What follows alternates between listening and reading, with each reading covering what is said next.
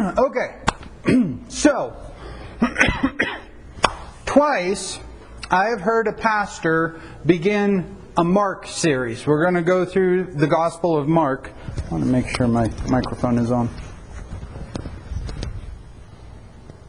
Good. We're going to go through the Gospel of Mark. And I've heard both of them start with Mark was the first Gospel written. Mark being the first Gospel written is a very popular theory. It's a very widely accepted theory. However, it's actually a very new theory in church history. For 1800 years, Matthew was the first Gospel written because we have a very early church writer saying that Matthew was the first Gospel written. So, which was it? Was Mark written first or was Matthew written first? The answer is yes, of course. We don't know. We just don't know, was Matthew written first, was Mark written first? And we would love, absolutely love, some more solid information from all of these timelines, from all of this data. We would love people to be firm and clear on what they said. Unfortunately, we just don't have that. When it comes to this topic, we have a mass of data. You can see from your notes just how many pages of notes we could do just on this first hour, or this first 2 hours of this course, you know. And then we have another 2 hours here in 2 weeks. And I don't think that we're going to be bored while we do this. There's so much data. Of course, when there's data, we have to interpret the data. That makes sense, right? And so you're going to get this data through me, who's using my background, who's using my education, who's using my worldview and our traditions to interpret that data. That means that somebody else from another tradition, from another background, would interpret this data differently. And that makes sense. Everybody interprets things through their worldview. So we just have to acknowledge that at the get-go. And we do have to ask ourselves, when we interpret through our worldview, are we letting our worldview go beyond the data? Not only we, are they? And that's just the way it works. We would love almost every history to be a little more clear when it comes to history. We wish that the ancients had our concepts of recording data. Because if they had our concepts of recording data, we just would know everything, right? Okay, so to begin with, today we're going to look at who determined what would be in the Bible, when these decisions were made, and that's going to kind of be in the first hour. In the second hour, we're going to focus a little bit more on the Old Testament and ask the question, what are the missing books when it comes to the Old Testament? Next time we meet, we'll look at some of the missing books when it comes to the New Testament. Now, this is a really rough outline in the sense that we're going to overlap everything. Make sense? So, next time we meet, how was the New Testament collected? What are these other Gospels? Oftentimes you see on the Not History channel or CNN or NBC or whatever, they say this new Gospel has been discovered. Well, they're being a little misleading when they say it's been discovered, because chances are it was discovered back here in 1945. And it's actually been published since the 1960s and the 1970s. It's been available, and yet it's only here that the news gets wind of it and decides we have to have a news story on this new gospel discovered. New gospel discovered 50, 60 years ago, but never mind details. And then, what are the Apocrypha or Deuterocanonical books? Here I have a Catholic Bible. This is actually the Good News translation, which is a pretty modern translation. It's kind of like the New Living or something of that nature. And within here are the Deuterocanonical or the Apocrypha. So the way this particular Catholic Bible puts it is it's right in between the Old Testament and the New Testament. That's not always the way you'll find it in Catholic and Orthodox Bibles. Now, for the rest of the class, whenever I refer to these books, I'm going to use the term deuterocanonical. Deutero, second, canonical, canon, second canon. I'm not going to call these books apocrypha because I saved that term for those other books. Enoch and Jubilees and things like that. Books that only the Ethiopic Orthodox Church accepts, but they don't even accept all of them. And the reason I want to do that is because we really need to make a distinction. Which collection of books are we talking about? When were the decisions made about why those books are in or why those books are out? So all of this will be the next time we meet. Sound good? So that brings us to how was the canon discovered? And that should raise a question right away is, well, what is a canon? A canon, the word, comes to us from both the Greek and the Hebrew for a tool used to measure things. And so they would use their little measuring tool to measure whatever it was that they were measuring. And once they had determined the measurements, it could be called canon, meaning it had been measured. Now, interestingly, this word has actually entered our pop culture in the form primarily of the Star Wars franchise. You'll hear this word used when people are talking about Star Wars these days. You have the older movies, the first three. Then you have the second movies, which are the older movies that are the newer movies. And now you have these movies coming out one every other year or one every year or however often. Over the years, fans and authorized people have written more books in the Star Wars thing. And now, as they're making these other movies, they have to determine, do we accept those books or do we not accept those books? And so you'll actually hear Star Wars people talking about that book is canon, that book is not canon. I find it fascinating that they're using our language to describe their pop culture. Isn't that amazing?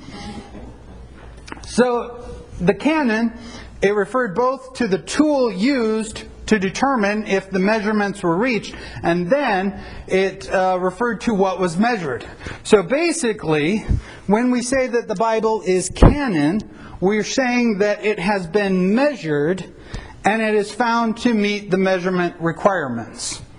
Now, another thing I just said is it was discovered. Now, some have the worldview that the church determined the canon. In other words, the canon is subject to the church. The church determines truth or not truth.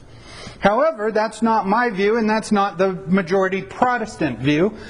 The majority Protestant view is that the canon was discovered by the church.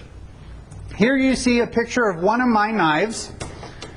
That knife is very sharp. Now I have a question for you.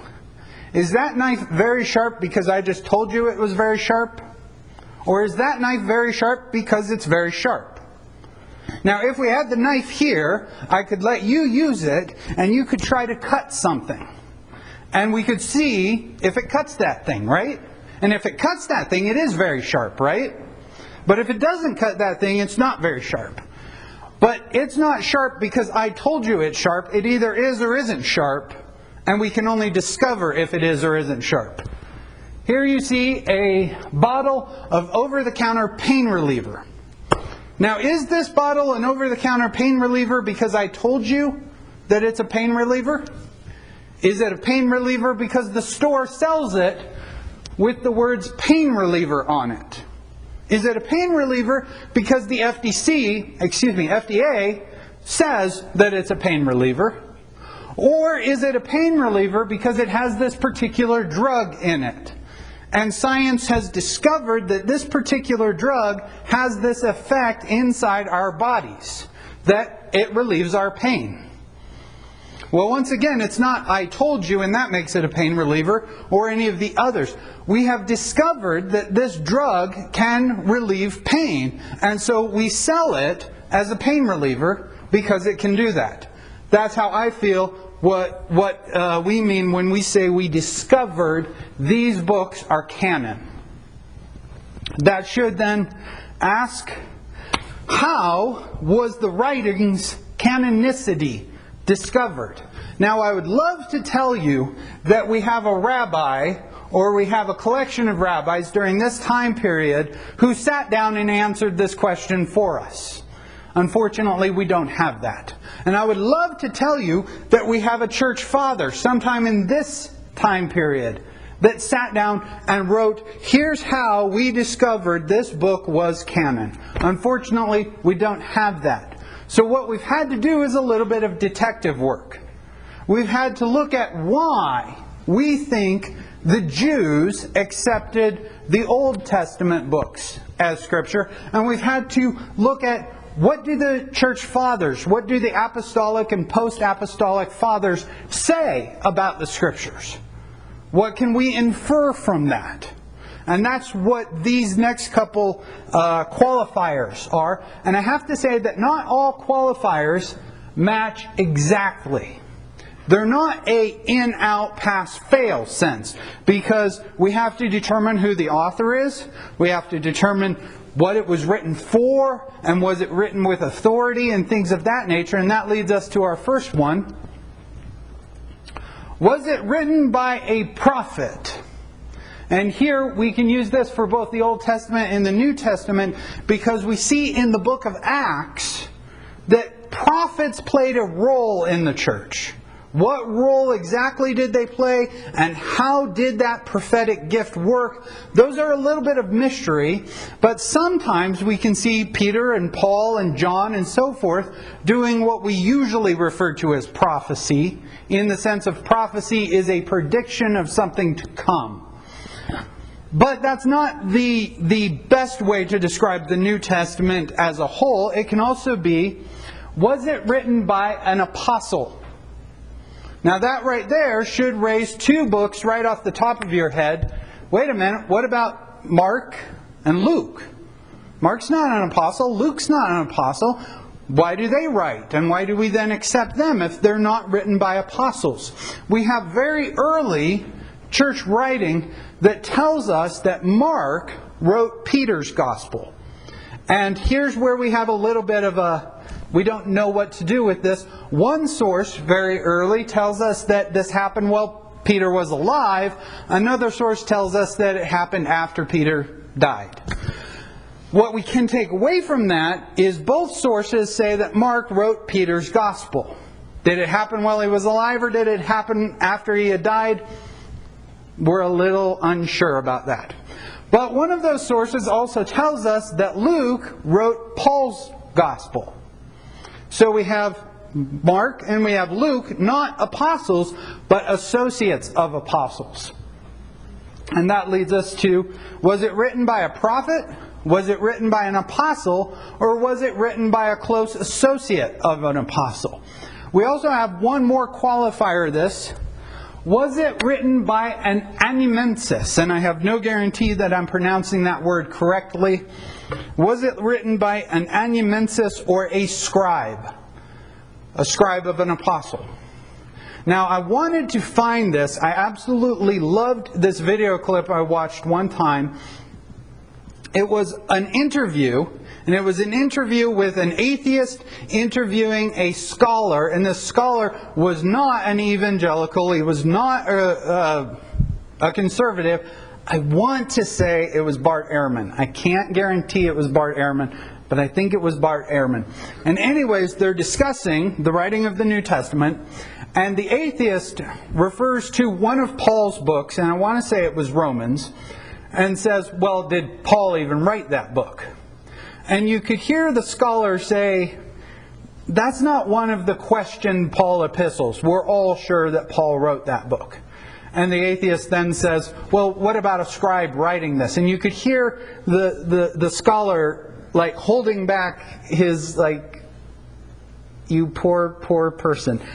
in the ancient world, when a scribe wrote for a person, it was still the person's writing. That was very common. We don't really question it in that way. And you could just hear the atheist's embarrassment at that point. And again, I wanted to find that clip. I couldn't find it this morning for you. But we have a couple anumensis or scribes noted in the actual text. In Romans chapter 16, verse 22, we have Tertullus, or some other pronunciation of a Greek name, being our actual scribe writing down. I do not envy a scribe trying to write down Paul, in the sense that it's even hard to read Paul, because Paul gets on these long rants and then he comes back, but sometimes he doesn't come directly back. He saves that for later, and there is the scribe. You're probably like, I quit. We also have a scribe mentioned in 1 Peter chapter 5 verse 12, that is Silvanus. And one of the objections to Peter being the author of 1 Peter and 2 Peter is 1 Peter's Greek is much better.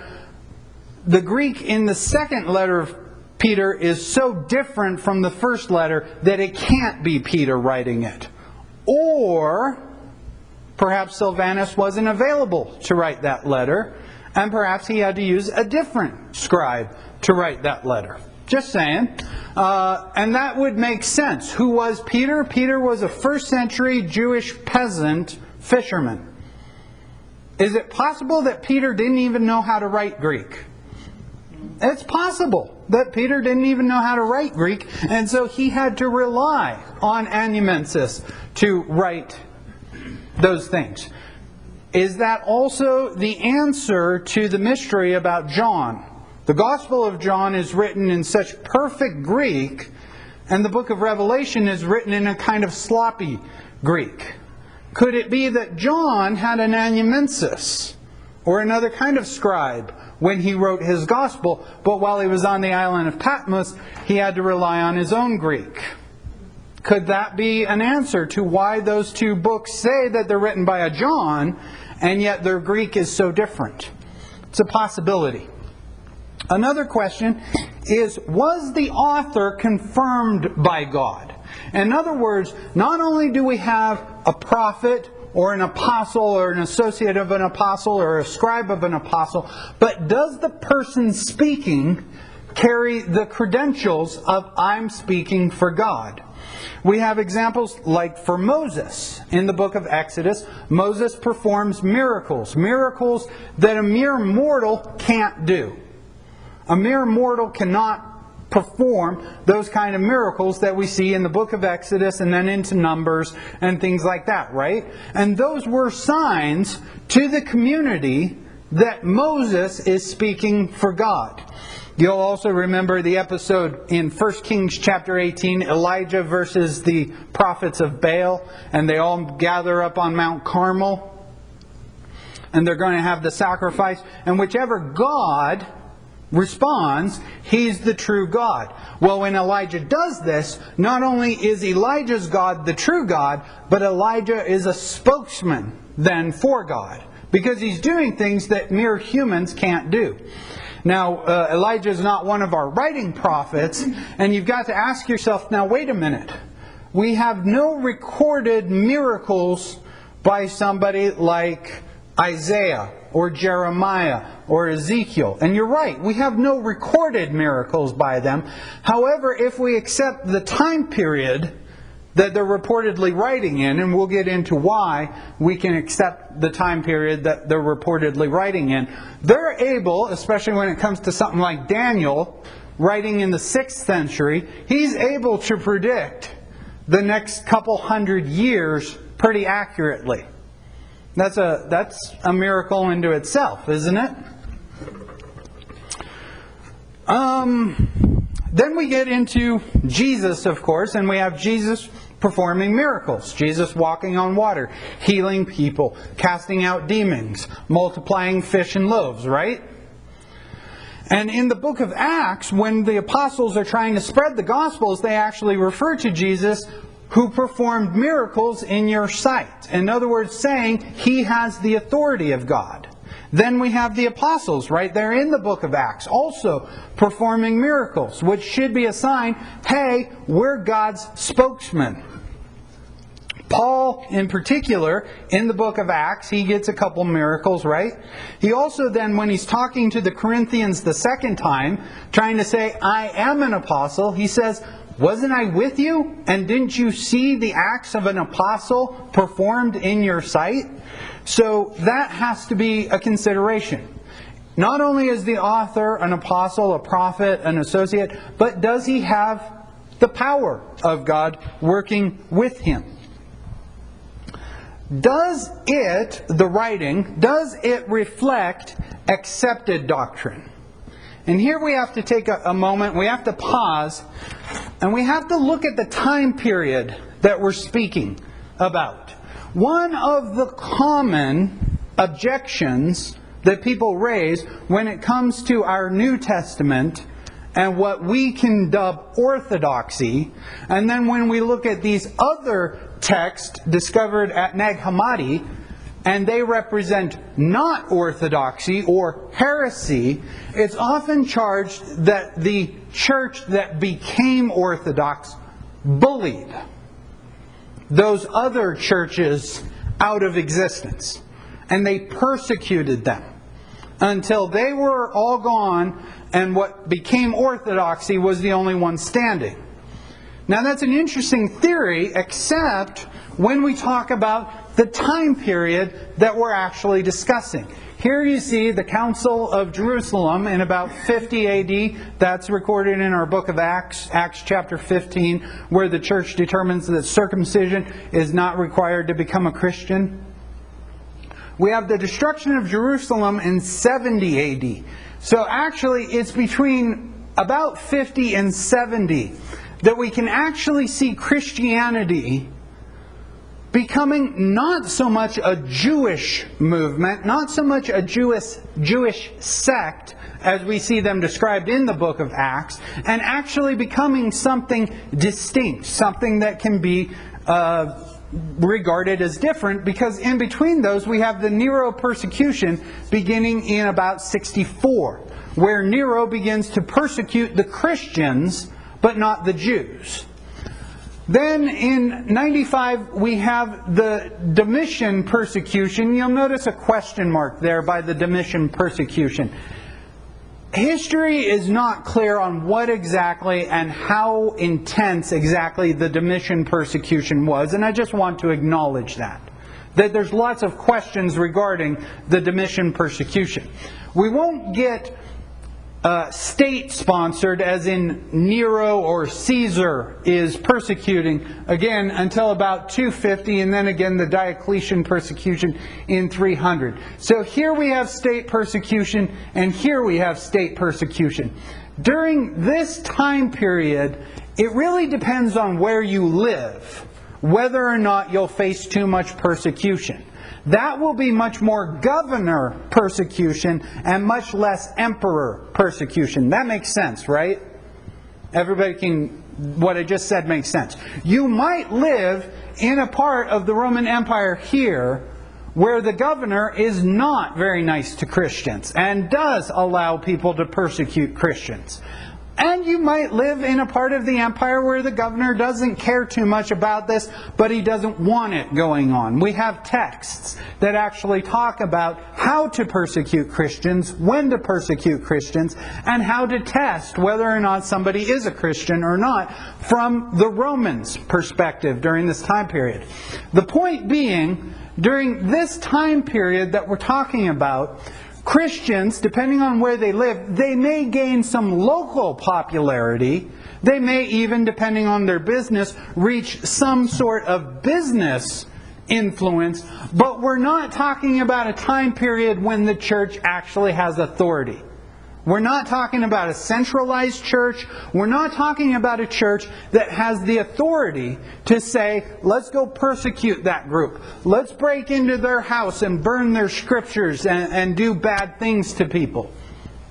And the time period that we're talking about Christians do not have the political power to go persecute the Gnostics, to go persecute those other groups that they don't agree with. We have to keep that in mind for this question. Does the writing reflect accepted doctrine? That is, doctrine that comes from the apostles. What does Gnostic mean? Gnostic is more of a modern term that we use today to kind of describe a whole group of people that actually, even within that group, they have some differences between themselves. You know? We today have to call them something, and so as a blanket term, we kind of take everything that we might dub heresy, which is an insider term, we might dub all of them Gnostic. Gnostic generally refers to some sort of secret knowledge.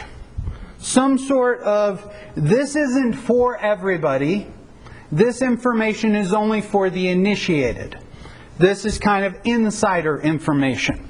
Now, Gnosticism shows up in this time period, about 100 years before and about 100 years after Jesus. We know that they exist here. We're not really sure what they believe. That's a little bit of the nature of being an esoteric group. Esoteric meaning kind of a secretive, kind of an insiders only group. When you have that and you don't have the internet, it was much easier to keep a secret before we invented the internet, wasn't it? Almost every group today, if you want to know what they believe, you can go online and you can find at least one source, maybe multiple sources, saying that that group over there, they believe this and that and the other. Before the invention of the internet, it was much easier to keep a secret on what it was you believed and what it was you were doing. Were the Essenes part of that? Yes. Part of the Gnostic? No. Sorry, I did not understand your question. No, the Essenes don't appear to be a Gnostic group. They appear to be a sectarian group that is in larger Second Temple Judaism, which would include Pharisees, Sadducees, peasants, and rebels. They appear in this time period. And they appear as a group that says, we're the true Judaism. And we're going to go out into the desert and we're going to practice true Judaism out here in the desert, and we're going to leave the Pharisees and the Sadducees to do their own little thing. So they are a sectarian group in that sense. They're not too much a Gnostic group in that sense. Good question. Feel free to shout out questions, by the way.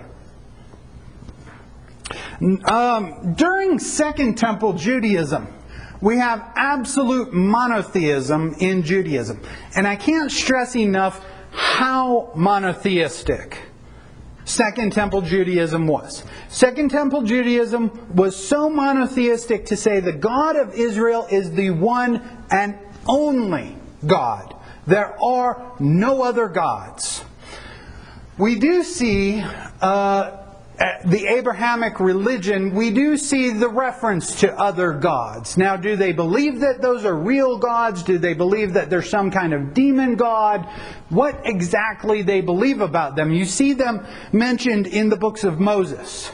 That this group has their god, that group has their god, and then through the time period of the kings, we have Jews apostatizing and worshiping pagan gods and so forth. What exactly did the Jews believe regarding their God versus the existence of other gods? We're not positive. But we know that during Second Temple Judaism, there was absolute strict monotheism. The God of Israel is the only God, and there are no other gods. Gnosticism, even though it arises and there are forms of Jewish Gnosticism, Gnosticism posits that there are more than one God, and there could be even what we would call a demiurge. A demiurge would be kind of a secondary god. And the Gnostics, especially when we get into this time period, after the end of the first century, into the second century, and so forth, the Gnostics say that the God of the Old Testament is the demiurge. He's a lesser God. He's a mean God. They agree that He created the physical world, but in many forms of Gnosticism, physical, material, bad, spiritual, non-physical, good. They have to explain the existence of physical, and so they say that the God of the Jews, bad God, mean God, vicious God. Jesus comes from the supreme being, the being over the demiurge. So, you're a Christian during this time period, and you've been going to the Matthew church, where they read Matthew and maybe they read Hebrews. You're going to the West. You're up in Asia Minor. And there you have a lot of Paul's letters, and maybe you have Luke. You're down in the Egypt area, and you have a copy of Mark. Maybe you have a copy of James, something like that. You move to town and you are looking for the Christians. And you find this group of Christians, and they say, come join us over here. By the way, we have a gospel written by Peter. But it's a secret gospel. Not everybody gets to know this. Everybody can read Mark. Everybody can read Matthew. That's good. But we've got this gospel. And it's written by James. And before he died, Jesus had a secret conversation with James and gave him some secret information. And you are thinking, well, if there's another apostle writing, I need to hear this. I need to go to this church meeting where they're going to read this gospel. You're sitting there and they start to read the Gospel of Peter. And it starts to talk about Jesus wasn't real. He didn't have a physical body. Because physical bad, spiritual good. He was a type of phantom ghost that only appeared to have a physical body. And He didn't really die on the cross. And you're sitting there going, wait a minute. In the Matthew church, He had a physical body. In the Matthew church, He died on the cross for our sins. In this Gospel of Peter church, He's not really dying. And He's not really dying to save us. He's here to teach us some secret information. You're going to realize, wait a minute, these are two completely different doctrines. And that's one of the things that we see in these texts, especially the ones discovered at Nag Hammadi, these kind of Gnostic texts. And so that's one of those things that the early church was concerned about. Does this text reflect apostolic teaching? And there we do have to make a distinction between progressive revelation and non-orthodox teaching. Progressive revelation refers to when you begin in the book of Genesis and you're reading through the books of Moses and you're reading into Joshua and stuff, you're not getting a crucified Messiah. You get to the Psalms and you don't have this clear God sending somebody to die for you. Those are New Testament concepts that are raised here. And what progressive revelation means is as the revelation continues, you get more information. You see more of God's purpose. Which is different from a complete diversion from monotheism to this the God of the Jews is a bad God and stuff like that. So we can see there's a difference between flat out heresy and progressive revelation. For example, in the Abrahamic covenant, circumcision is the very sign of the covenant. It's the entry point into the covenant for males. And yet under the new covenant, circumcision is a non-issue. Under the Mosaic system, Exodus chapter 16, the Sabbath is established. And the Sabbath is the sign of the covenant. You get into the new covenant, and seventh-day Sabbath observance is a non-issue. I want to draw your attention to the note at the bottom of your page there. Basically, the other day I'm driving along, I'm channel surfing on the radio, and I hear somebody on one of the Christian radios saying that it's in the time of Constantine that Christians start worshiping on Sunday. That person is what we politely call wrong. You can see I give you some data that within the biblical work, we have indication that Sunday has become the Christian day. We have in Justin Martyr that Sunday has become the Christian day. We have very early, I should be over here. We have very early Sunday in the New Testament and in the Church Fathers. So this person blaming Constantine way out here in the 4th century, once again, we just politely refer to them as wrong. Make sense? I would love to get on my soapbox and continue that, because that's a particular issue that I do want to talk about, but we do have to stay on topic. That's another problem when it comes to this topic, is we could go down every rabbit hole, we could chase every dog, and we'd be here until Christmas and still not cover everything. So we do have to limit what we talk about, right?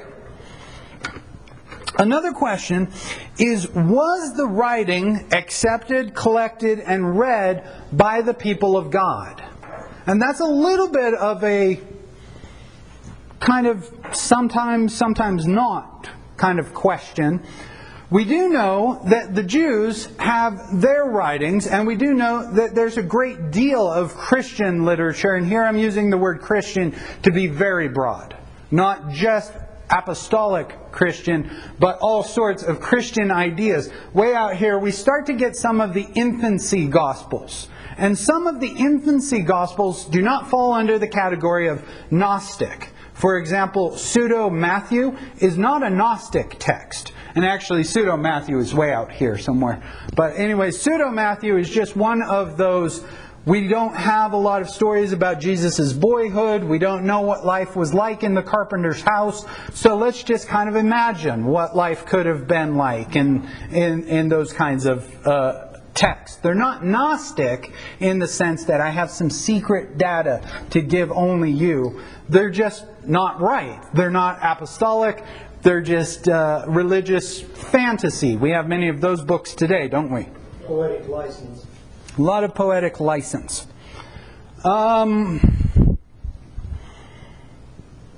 Many writings were collected by the Jews, and they were read. They weren't read necessarily in synagogue. They weren't. The rabbis weren't writing commentaries on them. And the same is true here in the Christian era. We have documents like the Shepherd of Hermas, the Epistle of Barnabas, and those we know that they're read. But the question is, were they accepted, collected, and read in church or in synagogue? That's a huge difference, isn't it?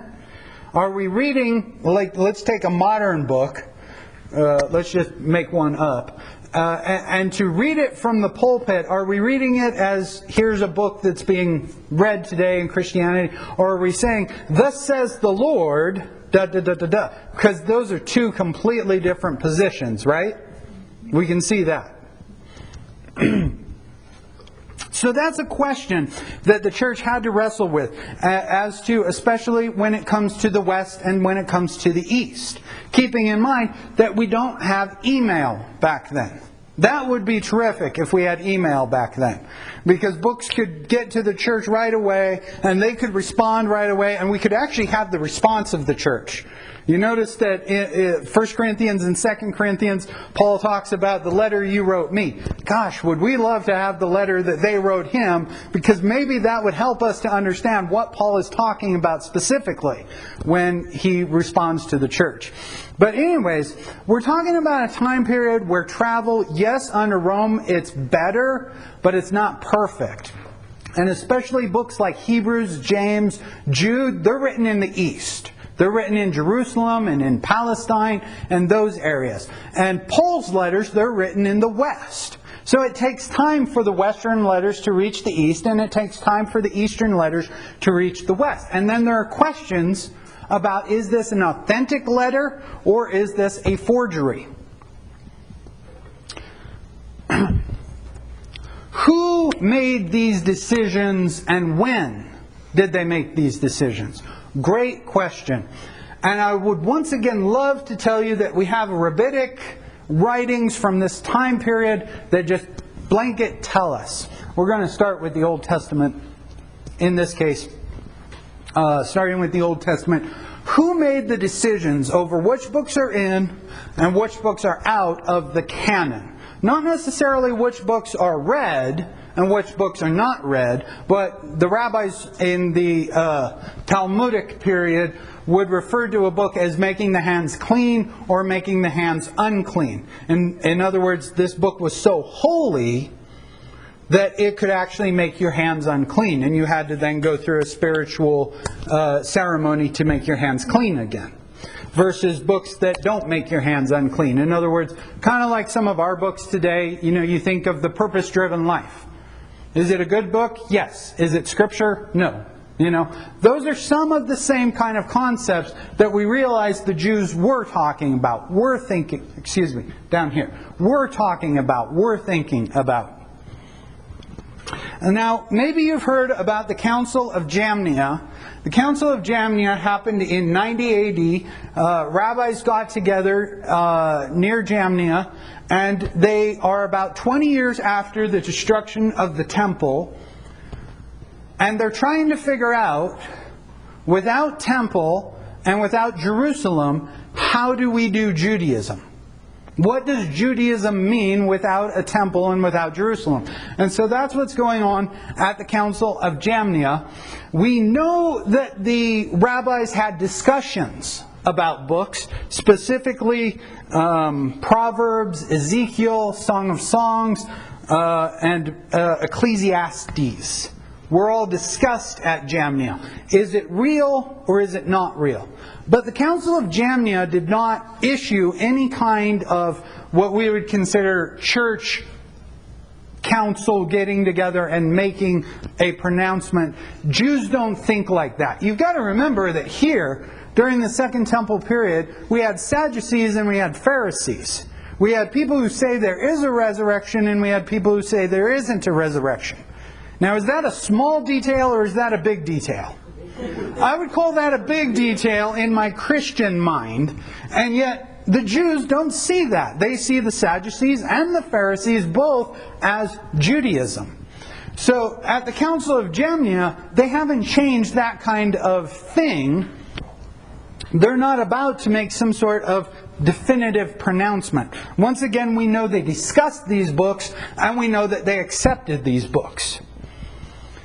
In Daniel chapter 9 verse 2, so Daniel, sometime here at the end of the 6th century BC, he writes that in the first year of his reign, I, Daniel, observed in the books. Now the word books here is the same word that we find in other Jewish sources, such as the Mishnah. This word refers to the Scriptures. So, during this time period in the 6th century, Daniel is saying that I got out my Bible and I looked in my Bible. He goes on to mention Jeremiah. Jeremiah is early 6th century. So by the time of Daniel, in late 6th century, Jeremiah has already been received as canon in the Jewish mind. Now, before I go any further, I do want to acknowledge the Maccabean theory regarding Daniel. That is the idea that Daniel is not written in the 6th century. It's written by the Maccabees sometime in the 2nd century. This is a very popular theory today. I want to draw your attention to the work of Kenneth Kitchen. Kenneth Kitchen has done amazing work on this subject, refuting the arguments that because Daniel has borrowed Persian words and borrowed Greek words, he must be late. Kenneth Kitchen has gone into why that's not a problem. He's using Old Persian words and he's using trading Greek words. That is, words that could have infiltrated all the way to Persia from Greek by that time period. So basically, I want to acknowledge that the writing of Daniel is controversial, but I want to point you towards a source that argues for the very early date of Daniel. Now, did I just use a circular argument? Did I just try to prove the Bible with the Bible? No, that's not what I just did. What did I do? I referred to a later document that's referring to an earlier document. And this later document is saying that this earlier document is already accepted by this late period. You actually see this throughout the biblical narrative, that the younger writers refer to the older writers, implying that the younger writers already accept the older writers as authoritative. So it does not count as a circular argument. These books, the deuterocanonical books found in the Catholic Bible, we may not accept them as scripture. They come from the intertestamental period. The intertestamental period is simply the period the Old Testament ends, the New Testament begins. So this is the intertestamental period. And we can look at these as Jewish sources. Historical Jewish thought during this time period. And that's all I'm doing by referring to these books this morning. In the prologue to the book of Sirach. The book of Sirach is also sometimes called the Wisdom of Jesus. Don't think Jesus New Testament. Think Jesus as the Hebrew word or Hebrew name Joshua. It's also sometimes called the son of Sirach. It's also sometimes called Ecclesiasticus. You can see why they don't want to call it Ecclesiasticus, because we have Ecclesiasticus and we have Ecclesiastes. Both very interesting words, both very easy to go between them, right? So we refer to this as the book of Sirach. And in the forewords before he writes, he says that the law and the prophets and the other writings have left us a wealth of value. He's writing in about 132 BC. So he's writing here in the 2nd century BC. And he just referred to the law, the prophets, and the other writings, which is the threefold division of the Jewish scriptures. You have the law of Moses, the Torah, the Pentateuch. You have the prophets, both the early prophets and the latter prophets. And you have the writings. And he just referred to them here in the 2nd century. Meaning that by this time period in the 2nd century, the Jews already had this concept of we have the law, we have prophets, and we have the other writings. He goes on. Now here I think I'm quoting something much closer to a King James version versus this version. Since many great things have been delivered to us through the law and the prophets and the other writings who followed after them. Once again, he's referring to this threefold division. Now, which is more likely? That he, writing here in the 2nd century, just invented this, or he's writing what he was taught at Sabbath school? It's more likely, if you ask me, that he's not inventing something. It's more likely that he's just referring to something that he already learned from his Sabbath school teacher, right? One more point and then we'll take our break. Sound good?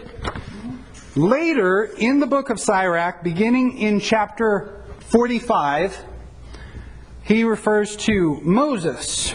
And then he refers to Aaron. Then he refers to Phinehas. Who's Phinehas? Aaron's son. Oh, yes. He refers to Phinehas. Then he refers to Joshua. Then he refers to Caleb. He goes on and refers to the judges, Samuel, Nathan, David, Solomon, Rehoboam and Jeroboam, Elijah. What did he just show us? He just showed us that he is very familiar with the chronological order of the Jewish Bible. Once again, is it more likely that between these chapters he's just inventing the order, or is he just saying that by this time period the order is already established? It's more likely that the order is already established by this time period. And with that, we will take our first break and we will pick it up there again. Sound good?